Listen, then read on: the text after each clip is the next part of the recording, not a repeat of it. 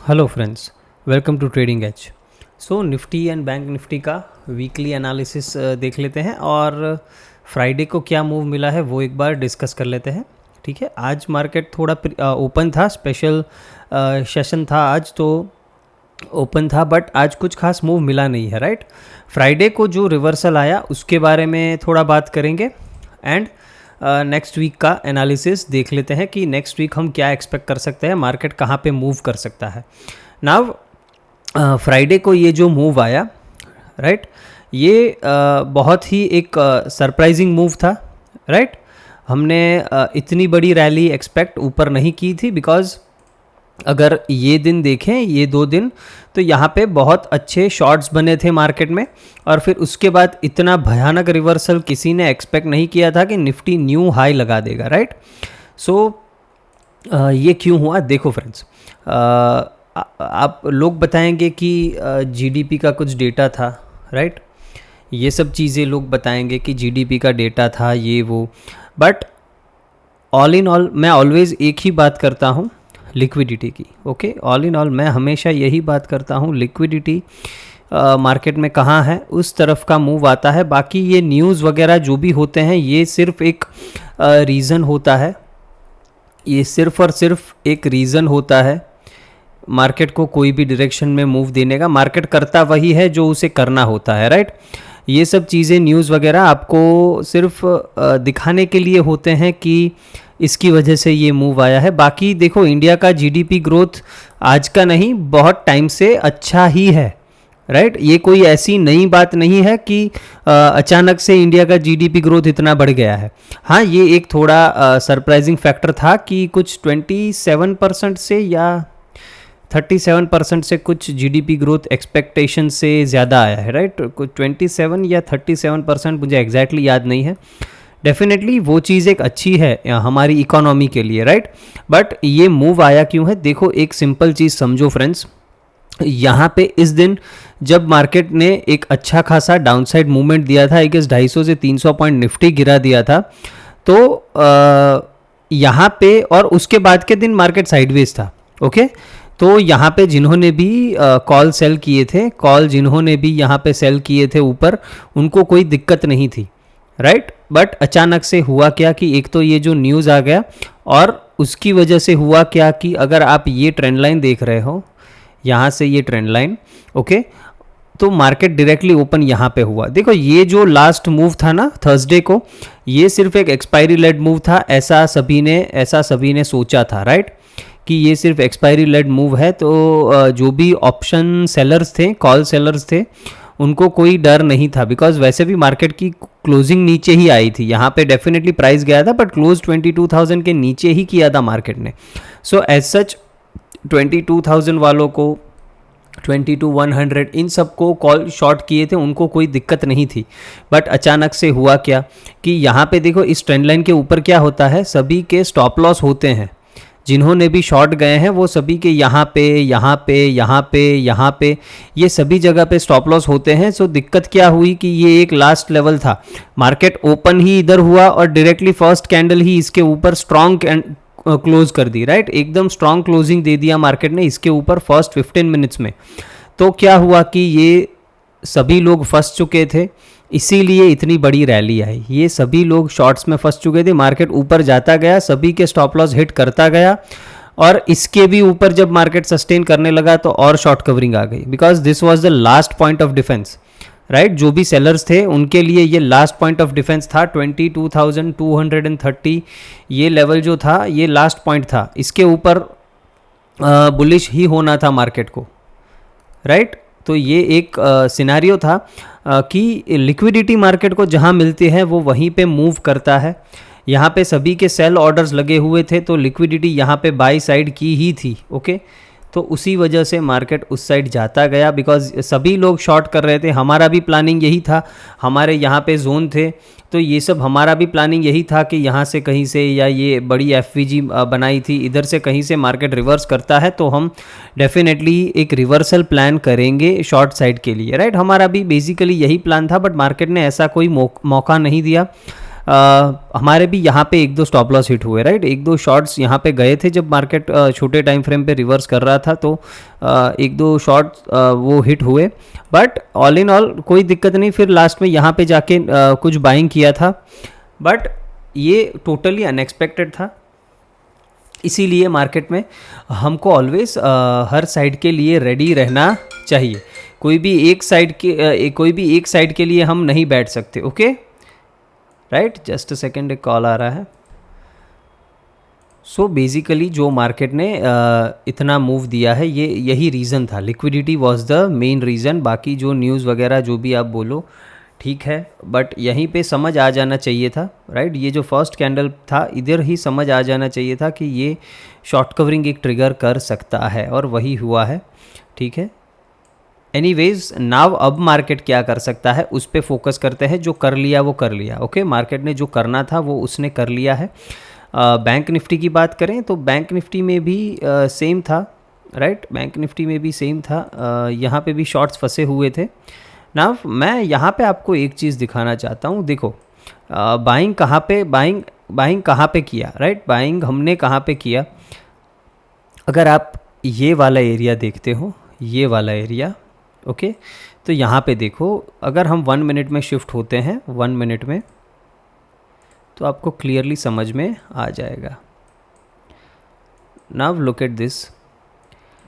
जब इतना strong trend था मार्केट में, तो तब शॉर्ट जाने का तो बिल्कुल सोचना नहीं चाहिए था, ठीक है। मॉर्निंग में हमने एक आध बार शॉर्ट किया था, उसमें स्टॉप लॉस हिट हो गए, फिर हम भी साइडलाइन हो गए थे, कुछ नहीं कर रहे थे, जस्ट एक डिप का वेट कर रहे थे कि कोई डिप मिले मार्केट में तो बाइंग में एंटर करूं, राइट। इस तरह के मार्केट में मैं एंटर नहीं कर सकता। जब मार्केट इस तरह से मूव कर रहा है तो मैं एंटर बिल्कुल नहीं कर सकता। कुछ अच्छा डिप मिले तो मैं शॉर्ट जाने का प्लान, लॉन्ग जाने का प्लान करता हूं। मैं इस तरह भागते हुए मार्केट में मैं ट्रेड नहीं कर सकता। मेरा वो आप वीकनेस बोल सकते हैं या जो भी है, बट उस टाइप के मार्केट में मैं कभी ट्रेड नहीं कर सकता। आई वांट कि एक मार्केट रिट्रेसमेंट दे, या फिर किसी को शॉर्ट में ट्रैप करे कि यहाँ से मार्केट रिवर्सल जाएगा, ऐसा दिखाए, फिर मैं बाइंग का एंटर करता हूँ।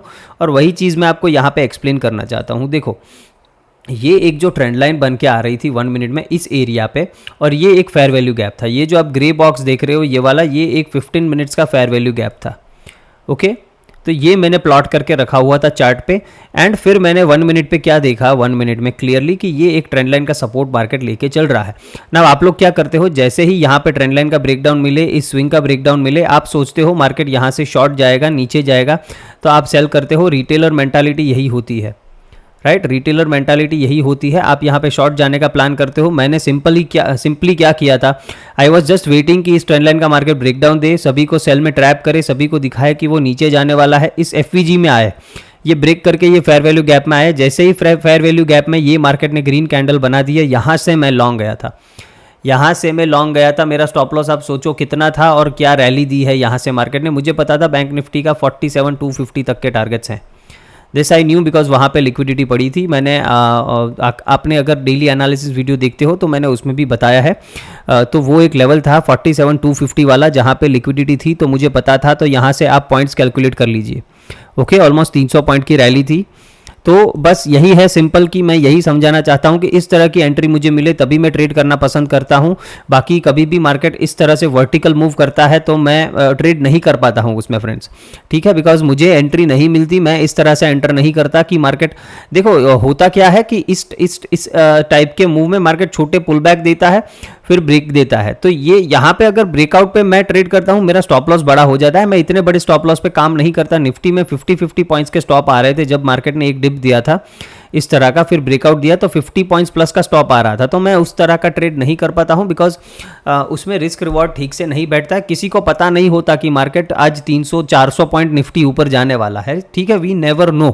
सो हमें नहीं पता कि मार्केट 200 पॉइंट चला है, यहाँ से अगर हम एंटर करेंगे तो 200 पॉइंट और चलेगा। तो उस केस में 50 पॉइंट का स्टॉप लॉस देना मैं पसंद नहीं करता हूं।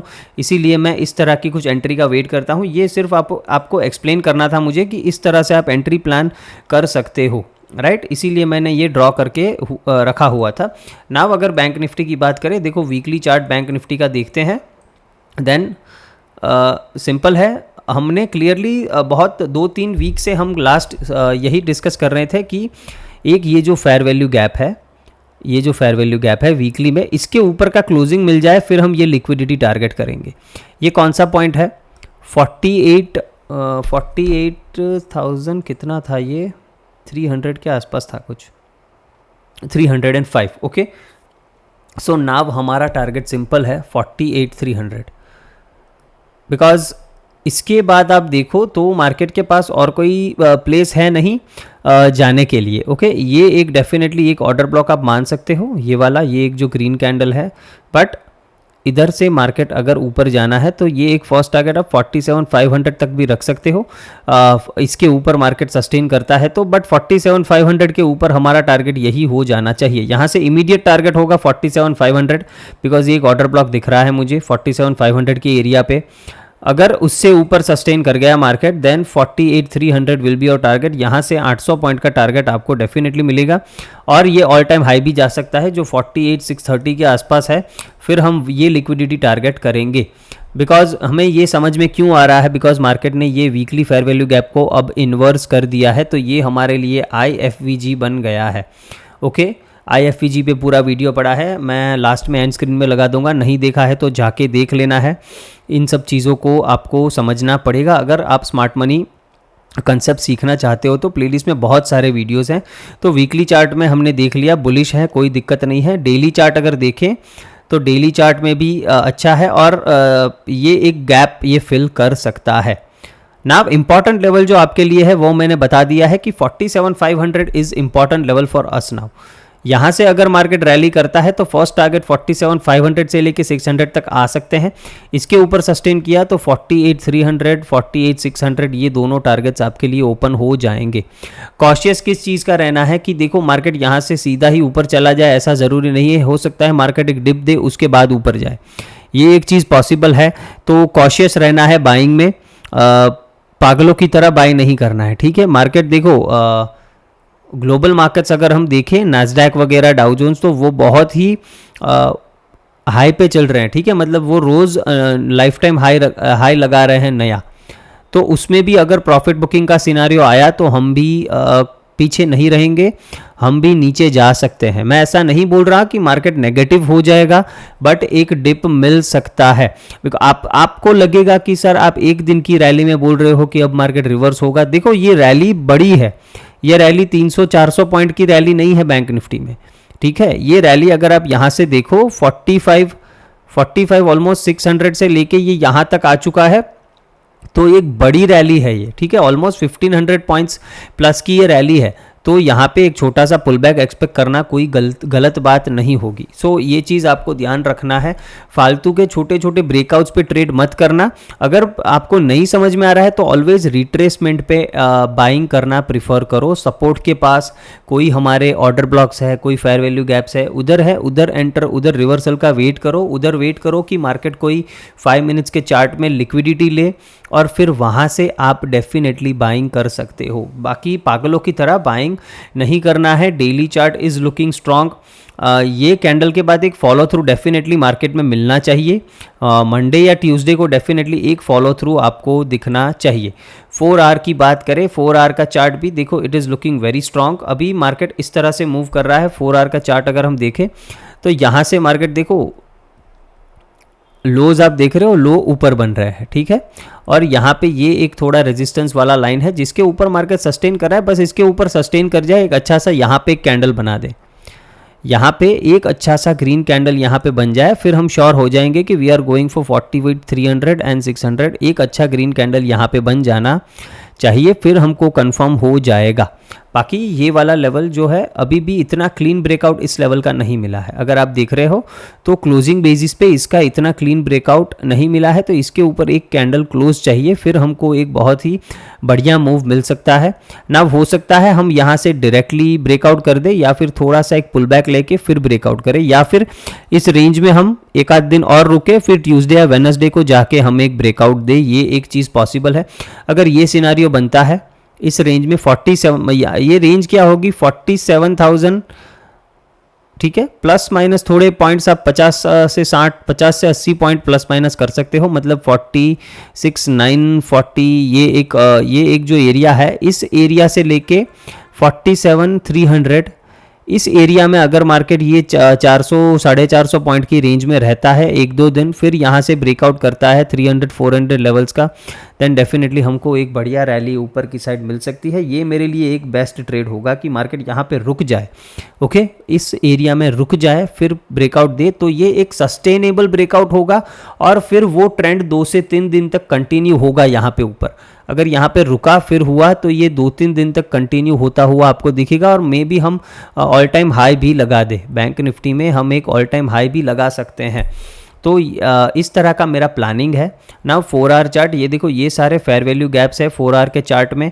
अगर यहाँ पर भी देखो तो ये एक 4 आवर का जो फेयर वैल्यू गैप था, इसको मार्केट ने इन्वर्स कर दिया है यहाँ पे, और एक इसका तो जो टारगेट था वो भी दे दिया है। जो इन्वर्स करने के बाद टारगेट क्या होता है, ये लिक्विडिटी पॉइंट, तो वो मार्केट ने यहाँ पे दे दिया है। Now all we are waiting for कि ये गैप फिल हो जाए, जो 48,000 तक का ये गैप दिख रहा है, तो बस यही गैप है। मार्केट ने क्या किया है, नीचे देखो, ये जो नीचे ये जो गैप था ये वाला, यहाँ पे इस गैप को मार्केट बैंक निफ्टी ने फिल किया है।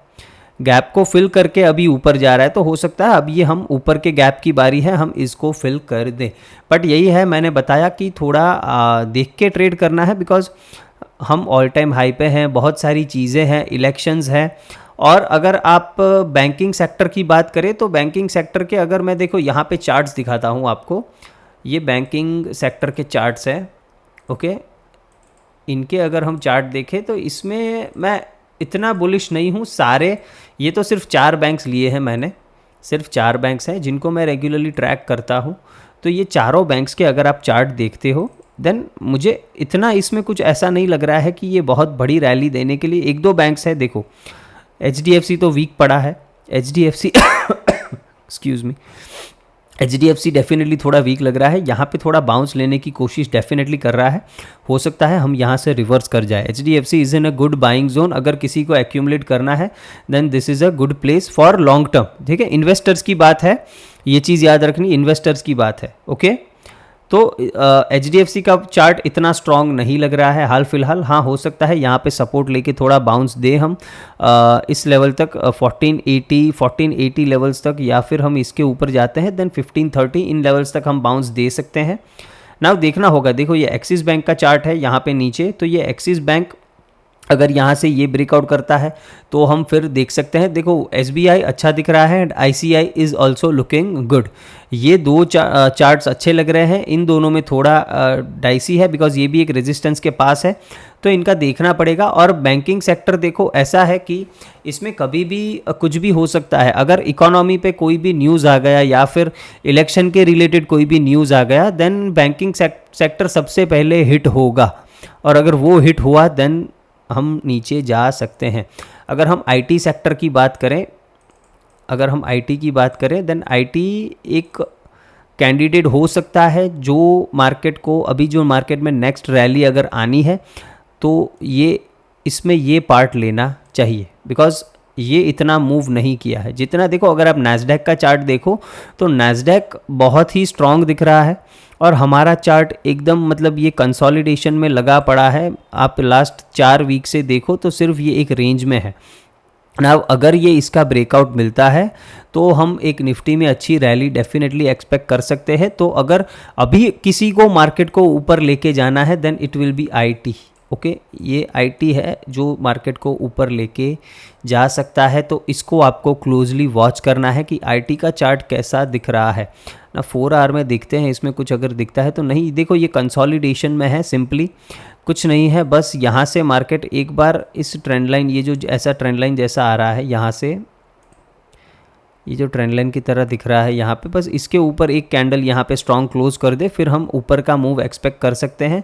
तो IT पे क्लोज वॉच रखना है। IT will be the sector जो डिसाइड करेगा कि निफ्टी यहाँ पे इन लेवल्स पे सस्टेन करेगा या नहीं करेगा। सिंपल है, ओके। तो इन चीज़ों को ध्यान रखना है। नाउ बैंक निफ्टी इंट्राडे के लिए बात कर लेते हैं कि मंडे को हमें ट्रेड कैसे करना है। उसके लिए मैं लेवल्स ऑन कर लेता हूँ। देखो यहाँ पे मैंने मार्क करके रखा हुआ है, जो जोन है वो सारे मैंने मार्क करके रखे हुए हैं, तो उनको आपको ड्रॉ कर लेना है, okay. Now these are very important zones, तो आपको इनको मार्क करना है। यहाँ पे जो जोन रह चुके हैं मैं 15 मिनट्स के हिसाब से उनको भी ड्रॉ कर लूँगा। ये भी एक अच्छा जोन हो सकता है ओके फॉर बाइंग। नीचे डिप मिलता है, इन एरियाज़ पे आपको देखना है कि कोई बाइंग अपॉर्चुनिटी मिलती है कि नहीं। This will be a strong area for me. ये जो आप देख रहे हो यहाँ पे, ये एक स्ट्रॉन्ग एरिया हो जाएगा मेरे लिए। अगर यहाँ पे डिप मिलता है मार्केट में 46, ये लेवल होगा ऑलमोस्ट अराउंड 46,700 के आसपास आ रहा होगा। जी हाँ, तो 46,700 से लेके 46,600 ये एक स्ट्रॉन्ग सपोर्ट है फॉर मी। यहाँ पे आप पोजिशनली लॉन्ग भी जा सकते हो अगर मार्केट कोई डिप देने का पहले डिसाइड करता है, ऊपर जाने से पहले अगर डिप देता है then this will be the area. Because ये एक एरिया है जहाँ पे देखो मार्केट में पहले सेलिंग आया, फिर बाइंग आया और ये ब्रेकआउट दे दिया। तो इन सभी को मार्केट ने ट्रैप किया है, ये सभी सेलर्स को। इन सभी सेलर्स का ट्रैपिंग एरिया कौन सा था, वो पॉइंट कौन सा था, ये वाला ओके। तो ये एरिया मेरे लिए बहुत ही इंपॉर्टेंट हो जाता है। और इसमें भी देखो अगर तो यहाँ पे एक फेयर वैल्यू गैप भी दिख रहा है ये वाला। तो ये सारे सपोर्ट जोन की तरह काम करेंगे। ये एक ऑर्डर ब्लॉक की तरह भी काम करेगा। यहाँ पे ये एक छोटा सा ऑर्डर ब्लॉक है तो वो भी एक है यहाँ पे, वो भी हम ड्रॉ कर लेंगे बिकॉज फिर हम भूल जाते हैं राइट। तो यहाँ पे ड्रॉ डेफिनेटली कर लेंगे। मैं इसको थोड़ा एक्सटेंड करना चाहूँगा। तो यहाँ से ये एक अच्छा लेवल है, ये भी फॉर बाइंग ओके। मैं इसको थोड़ा एक्सटेंड कर दूंगा ऊपर के लेवल्स तक। मैं इस लेवल तक इसको एक्सटेंड करना चाहूँगा इधर ओके। तो ये सारे हमारे बाइंग एरियाज़ है फॉर बैंक निफ्टी की अगर हम बात करते हैं तो। नाव यहाँ से अगर आपको वीक कब होगा बैंक निफ्टी, अगर आपको शॉर्ट जाना है, देखो बैंक निफ्टी एज सच तो इसमें वीकनेस नहीं दिख रही है कुछ, बट अगर हम 47,200 के नीचे जाते हैं, ये एक इमीडिएट सपोर्ट है, 1 आवर एफवीजी है ओके। तो हो सकता है हम यहाँ पे डिप करें, इस जोन में आके यहाँ से कोई ऊपर का ट्रेड हम इनिशिएट कर सकते हैं। तो आप यहाँ से अगर 47,200 से देखो, अगर ये छोटा सा स्कैल्प करना है तो आप कर सकते हो। बाकी बड़े शॉर्ट्स बैंक निफ्टी में बनेंगे इसके नीचे। बड़े शॉर्ट मतलब कि आप कुछ शॉर्टिंग पोजीशन बना सको, तो वो लेवल होगा 46,950 का, ये जोन के नीचे, बिकॉज ये 4 आवर का एफवीजी है। तो यहाँ से अगर नीचे जाता है तो आप यहाँ तक एक 700 750 तक एक यहाँ से 200-250 पॉइंट का एक मूव कैप्चर कर सकते हो, बट इसके नीचे, इस लेवल के नीचे तब तक नहीं। तो यहाँ पे जो भी डिप मिलता है, यहाँ तक जो भी डिप मिलता है, आप बाइंग की अपॉर्चुनिटीज़ ही देखो। इन एनी केस देखो, अगर मार्केट फ्लैट ओपन होके या फिर गैप डाउन ओपन होके नीचे आता है, हम बाइंग अपॉर्चुनिटीज़ देखेंगे। अगर मार्केट गैप अप ओपन हो गया और गैप अप ओपन होने के बाद अगर हम डायरेक्टली ऊपर क्रॉस करते हैं 47,400 को, देन हम बाइंग में बैठ सकते हैं। इसका फर्स्ट टारगेट होगा 47,550 और अगर ये निकला देन हमारा टारगेट है 48,000 ओके। इसके बाद ऊपर बहुत ही बढ़िया टारगेट 48,000 तक के मिल जाने चाहिए आपको। तो फर्स्ट आपको ये 150 पॉइंट का एक जो स्कैल्प है वो करना है। इसके बाद देखना है मार्केट इस लेवल पे सस्टेन करता है, देन हम 48,000 के लिए ज़रूर जा सकते हैं। तो ये हो गया हमारा इंट्राडे प्लान। गैप अप में आप बाइंग कर सकते हो अगर 47,400 के ऊपर सस्टेन हुआ तो। फ्लैट या गैप डाउन के केस में वेट करना है, मार्केट यहाँ से सपोर्ट लेता है, यहाँ से डायरेक्टली ऊपर जाता है, उस केस में उस हिसाब से प्लान करना रहेगा आपको ओके। हम निफ्टी की बात कर लेते हैं। निफ्टी का अगर वीकली चार्ट देखें, निफ्टी का वीकली चार्ट में ये अच्छा सा ब्रेकआउट दे दिया है। नाउ व्हाट वी वांट, अगर निफ्टी को स्ट्रेंथ दिखाना है मार्केट में तो हमें यहाँ पे एक बड़ा कैंडल चाहिए। इस वीक में मुझे चाहिए कि निफ्टी में एक अच्छा सा ऐसा एक ग्रीन कैंडल बने राइट और उसकी पॉसिबिलिटी पूरी है, बिकॉज यहाँ पे मार्केट अच्छा खासा ब्रेकआउट दिया है, इस लेवल पे वेट भी कर चुका है। तो अब मार्केट के पास कोई रुकने का रीज़न नहीं है मेरे हिसाब से। तो यहाँ पे एक अच्छी खासी रैली आनी चाहिए। ये रैली आ सकती है 22,800 तक, 22,800 तक ये रैली कंटिन्यू ऊपर की साइड हो सकती है इस वीक में। तो निफ्टी में अच्छे खासे बाइंग मूव्स मिलेंगे। बस लेवल्स को याद रखना है कि किन लेवल्स के ऊपर हम क्या काम करेंगे ओके।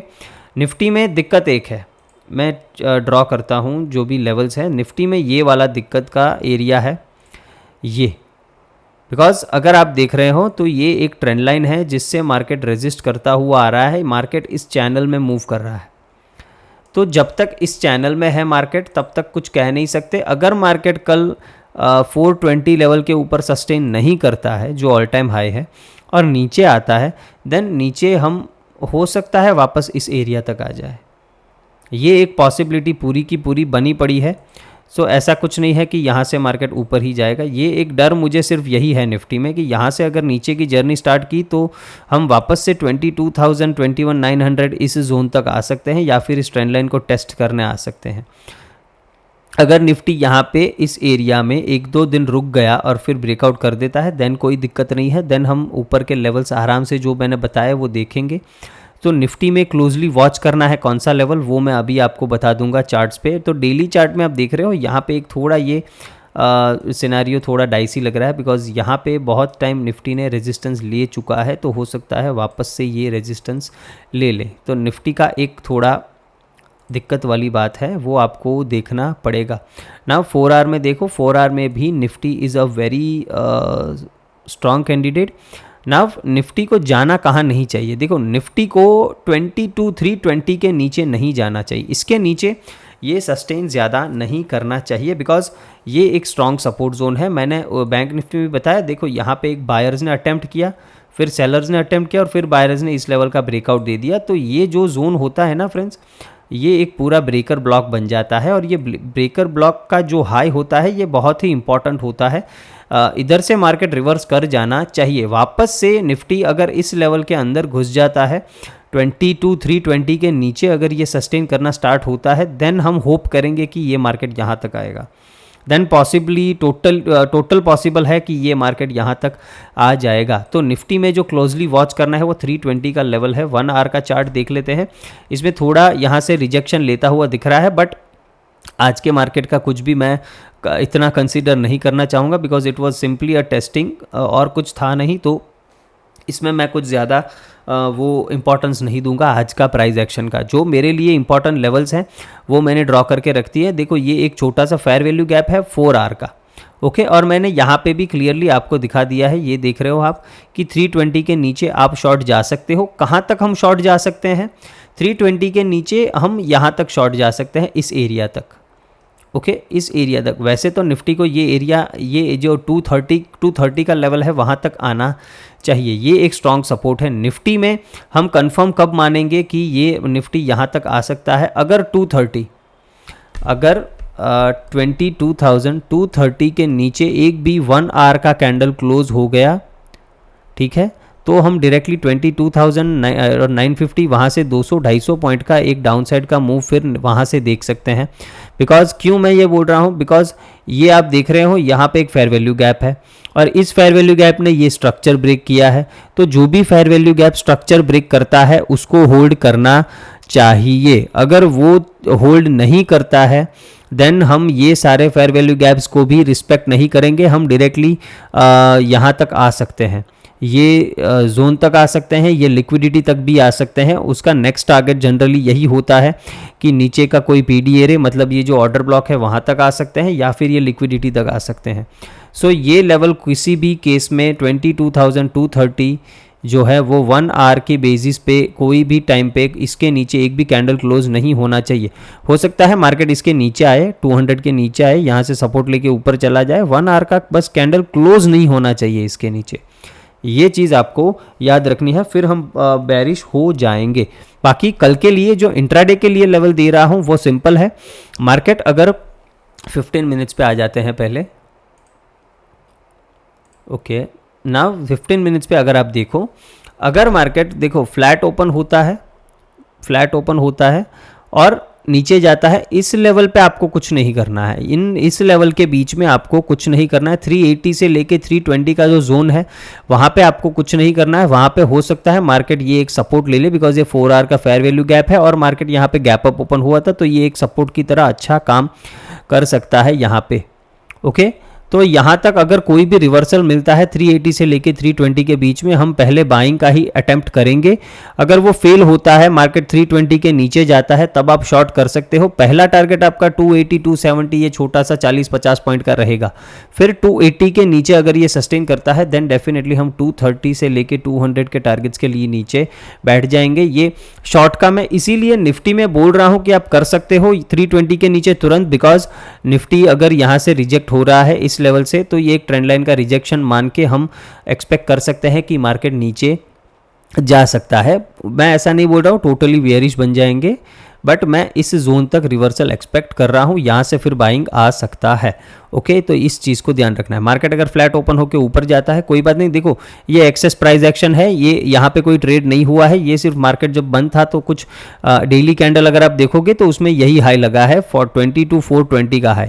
ओके, तो ये जो 463 का हाई आपको यहाँ पे दिख रहा है, ये सिर्फ एक्सेस प्राइस है, ये कोई यहाँ पे ट्रेड नहीं हुआ है। तो आपको जो लेवल वॉच करना है वो यही है 20 to 420। तो अगर मार्केट फ्लैट ओपन होके या गैप अप ओपन होके 420 के ऊपर सस्टेन करता है, उस केस में हम बाइंग कर सकते हैं। टारगेट आपके 22,550 तक के टारगेट्स आपके हो सकते हैं ऊपर की साइड, अगर ये लेवल क्रॉस करता है, वो फ्लैट ओपन होके हो या गैप अप ओपन होके हो। गैप डाउन के केस में सिंपली 320 का लेवल सस्टेन करता है, आप बाइंग कर सकते हो। ये तोड़ता है तो आप शॉर्ट में जा सकते हो। शॉर्ट में क्वांटिटी कम रखना और स्टॉप लॉस टाइट ट्रेल करना है। तो ये था पूरा वीकली एनालिसिस। बहुत ही बढ़िया से मैंने एनालिसिस करने की कोशिश की है फ्रेंड्स, और आपको लाइव भी आऊँगा मैं नेक्स्ट वीक, जितना हो सके उतना लाइव आऊँगा आपके साथ ट्रेड करने। तो नीचे टेलीग्राम का लिंक दिया हुआ है डिस्क्रिप्शन पे, उसको आप लोग ज्वाइन कर लीजिए। बहुत सारे लोगों ने अभी भी ज्वाइन नहीं किया और लाइव आते नहीं हो आप। देखो फ्रेंड्स, लाइव आओगे तो आपको कुछ न कुछ सीखने को मिलेगा। मैं कैसे ट्रेड करता हूँ वो देखने को मिलेगा, और मार्केट कैसे बिहेव करता है ये सीखने को मिलेगा। तो लाइव में जुड़ा कीजिए फ्रेंड्स। ओके, मैं आप ही के लिए लाइव आता हूँ। देखो, लाइव आके फिर आपके साथ ट्रेड करना, मुझे ट्रेड करना, ये लाइव को मैनेज करना, फिर मेरे कुछ क्लाइंट्स हैं उनको भी मैं देखता हूँ, ये सब मैनेज करना बहुत डिफ़िकल्ट होता है। बट फिर भी मैं लाइव आप लोगों के लिए आता हूँ। तो आप लोगों को रिक्वेस्ट है कि लाइव में ज्वाइन किया कीजिए, वो सिर्फ आपके लिए मैं करता हूँ, ठीक है। उसमें मेरा कोई वो नहीं है। मुझे तो वैसे डिफ़िकल्टी होती है लाइव आके खुद ट्रेड करना और सब मैनेज करना, बट मैं आप लोगों के लिए करता हूँ कि आपको कुछ ना कुछ सीखने को मिल जाए, राइट। तो लाइव आया कीजिए, टेलीग्राम का लिंक है, उसमें मैं अपडेट करता हूँ जब भी लाइव आता हूँ, तो आप उसमें ज्वाइन कर सकते हो। बाकी एक चीज़ और बतानी थी आप लोगों को कि आपको भी जिस चीज़ के ऊपर वीडियो चाहिए, नीचे कमेंट सेक्शन में मुझे बताइए कि इस चीज़ के लिए आपको वीडियो चाहिए, तो मैं उस पर वीडियो बनाने की पूरी कोशिश करूँगा। बाकी एक वीडियो में स्कैल्पिंग का एक स्ट्रैटेजी है जो लेके आ रहा हूँ, वो मोस्ट लाइकली कल मैं अपलोड कर दूंगा। ओके, कल मैं रिकॉर्ड करके अपलोड आपके लिए कर दूंगा, तो स्टे ट्यून्ड। ओके, चैनल को सब्सक्राइब नहीं आया तो सब्सक्राइब कर लीजिए और वीडियो को लाइक कर दीजिए। Thank you friends.